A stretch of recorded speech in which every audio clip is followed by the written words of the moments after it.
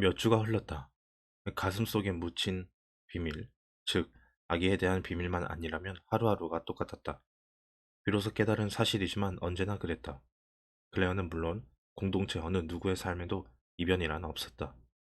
그저 12살에 겪었던 배정식, 출산으로 호명됐을 때의 놀라움과 실망감, 그리고 그 후 출산 실패로 인한 충격이 전부였다. 공동체의 지루한 일상이 다시 시작되었다. 스피커를 통해 전달 사항을 발표하고 일정을 재확인하는 목소리, 의뢰와 규칙, 식사, 작업, 그렇다. 언제나 작업이다. 실험실 작업량이 많아졌지만 여전히 지루하고 반복적이었다. 아무리 임무에 충실한다 해도 불안하고 따분한 것도 어쩔 수 없었다. 올해 배정직에서 들었던 얘기는 어떤 의미일까? 한 소년이 선택되었다. 이유도 분명하지 않았고 그에 대한 언급도 더 이상 없었다. 그 소년이 뭔가 색다르고 재미있는 일을 할 거라는 생각은 들었다. 그런데 그게 뭐지? 클레어로서는 도무지 상상도 가지 않았다. 얼마 전에는 양육센터에 갔다가 그냥 돌아와야 했다. 신생아들이 모두 부모단을 배정받은 터라 센터는 텅 비고 새해에 인구를 채워줄 신생아들이 하나씩 들어오기 시작했다. 물론 접선이 클레어를 반겨주기는 했다. 그렇지만 아기들이 어느 정도 찰 때까지는 여분의 인력이 없단다. 양육사들에게는 실질적인 휴가 기간이죠. 신생아들을 받는 동안 대부분은 다른 곳에서 자원봉사를 해요. 접선이 컴퓨터 화면을 확인하고 미소를 지어 보였다. 다음 주에 두 아이가 들어오기로 되어 있네요. 지금요? 도울 일 없어요. 아무튼 방문 감사드려요. 2달 뒤에 나오셔야 할 것 같아요. 할 거, 할 거예요. 클레어는 이렇게 묻고 싶었다. 36호는요? 아직 이곳에 있지 않나요? 아직 배정받지 못했어요. 기억하죠? 1년 더 키워야 한다는 사실. 그래도 놀아줄 사람이 필요하지 않겠어요? 내가 맡으면 안 될까요? 물론 아무 말도 하지 못했다.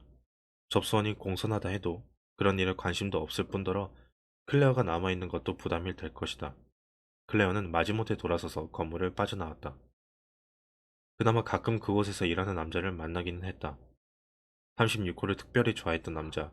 어느 날 오후 점심 산책을 나갔을 때 그가 자전거를 타고 중앙 광장을 가로지르고 있었다. 클레어가 손을 흔들어 인사했다. 자전거 바구니에 보따리가 있는 걸로 보아 심부름을 가는 모양이었다. 그가 미소를 지으며 손짓으로 화답했다. 지금 보니 전에 36호를 담았던 바구니 대신 지금은 작은 의자가 매달려 있었다. 의자는 비어 있었지만 클레어는 거기에서 작은 희망을 보았다. 양육사는 지금도 밤에 아기를 집으로 데려가고 아기는 앉아있을 만큼 컸다는 뜻이 아닌가. 클레어는 아기의 작고 튼튼한 몸을 그려보고 또 아기가 신선한 공기와 숲을 보며 얼마나 좋아할지 상상해 보았다. 클레어는 산책 시간을 조정하기 시작했다. 일찍 실험실 일과 청소를 마치고 교대 시간을 이용해 산책을 나선 것이다. 그녀는 가장 잘 보일 법한 지점을 골랐다. 중앙 광장의 북동쪽 끄트머리이며 양육센터가 있고 주도로 맞은편으로 주거지역이 이어지는 곳이다. 그녀는 양육사가 저녁 식사를 하러 집에 돌아가는 시간을 노렸다. 물론 어린 에이브가 뒤에 타고 있어야 했다. 작전은 맞아떨어졌다. 두 사람이 나타났다. 안녕하세요. 클레어가 외쳤다. 남장 양육사가 고개를 들더니 클레어를 알아보고 자전거를 멈춘 다음 오솔길에 오른발을 내려놓았다. 안녕? 클레어 맞지? 남자가 반갑게 인사했다. 그가 이름을 기억해줘서 무척 고마웠다. 지금은 명찰이 없었다. 실험실에 벗어둔 가운에 그대로 꽂혀있다. 게다가 서로 얼굴을 본 지도 벌써 석 달이나 지났다. 예, 맞아요, 클레어. 만나서 반가워. 오랜만이지? 잠깐 들렀더니 아기들이 모두 배정됐다고 내가 도울 게 없댔어요. 그가 고개를 끄덕였다. 그래, 이놈 빼곤 모두 떠났지. 클레어는 에이브를 애써 외면했다. 적어도 처음에는. 하지만 양육사가 아기 의자에 앉은 아기를 언급하자 클레어도 고개를 돌려 미소를 지었다. 아기는 두 손으로 부지런히 나뭇잎을 만지작거렸다. 자전거를 타고 가다가 관목 울타리에서 뜯어낸 모양이었다. 아기가 나뭇잎을 입으로 가져가 맛을 보고는 난감한 표정을 지었는데 지금 보니 이가 두 개나 나 있었다. 아직도 밤에 댁으로 데려가시는 거예요? 양육사가 고개를 끄덕였다. 아직 잠을 잘 못 자. 그래서 센터 야간 근무자들이 짜증을 내는데 지금은 또 돌봐야 할 신생아들도 있잖아. 다행히 우리 가족이 이 애를 좋아한단다. 딸 릴리는 아예 특별 신청을 해보라고 난리라니까. 특별 신청이라뇨? 그게 뭔데요? 예외 규정 같은 거야. 우리 가족이라면 새 자녀도 가능하다는 게 릴리 생각이지.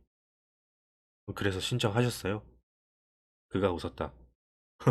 아니, 그랬다면 배우자가 짝 배정을 취소해달라고 신청했을걸. 이놈은 다음 차례 때 적합한 가족을 찾게 되겠지. 걱정할 거 없어. 어쨌든 그때까지는 밤마다 집에 데려가는 것도 재미있으니까. 그가 돌아서서 뒷자리에 아기를 보았다. 오, 이런. 나뭇잎은 먹잖아. 그래, 토사물을 닦아내는 법도 교육받았으니. 그것도 내일이긴 하다. 그가 중심을 옮겨 오른발을 자전거 페달 쪽으로 가져가려 했다. 이제 사람들 앞에서 이름을 불러도 되나요? 전에는 몰래 부른다고 하셨잖아요. 클레어가 황급히 물었다. 일이 이분이라도 더 붙들기 위해서였다. 남자가 머뭇거렸다. 사실 집에서는 부르는데 불법이긴 해. 배정받기 전까지는 여전히 36호니까. 그래서 미안하게도 이름을 알려줄 수는 없다. 하지만 좋은 이름이야. 그랬겠죠. 항상 신중하게 이름을 선택하잖아요. 따님 이름도 예뻐요. 릴리. 정말 예쁜 이름이에요. 그가 미소 지었다. 그래, 이제 가야겠다. 지금이야 이파리 때문에 행복하다만 진짜 음식을 입에 넣어주지 않으면 엄청 울어댈 거야. 배고플 때가 됐거든. 만나서 반가웠어요. 그녀가 말했다. 나도 우리 딸한테 네가 이름이 예쁘다고 했다고 전해주마. 그 얘기 들으면 기뻐할 거야. 이런 말을 하는 게 우습다는 듯 남자는 두 눈을 굴렸다. 아, 공평을 기하기 위해서 내 아들 이름도 좋다는 얘기를 해야겠구나. 클레어가 웃었다. 당연히 좋은 이름이겠죠. 양육사가 천천히 자전거에 올라탔다. 뒤에서는 의자에 앉은 아기가 이파리 조각으로 엉망이 된 입을 하고는 클레어를 돌아보며 씩 웃었다. 조너스야. 남자가 아들 이름을 알려주었다. 그리고 거주 지역을 향해 페달을 밟았다.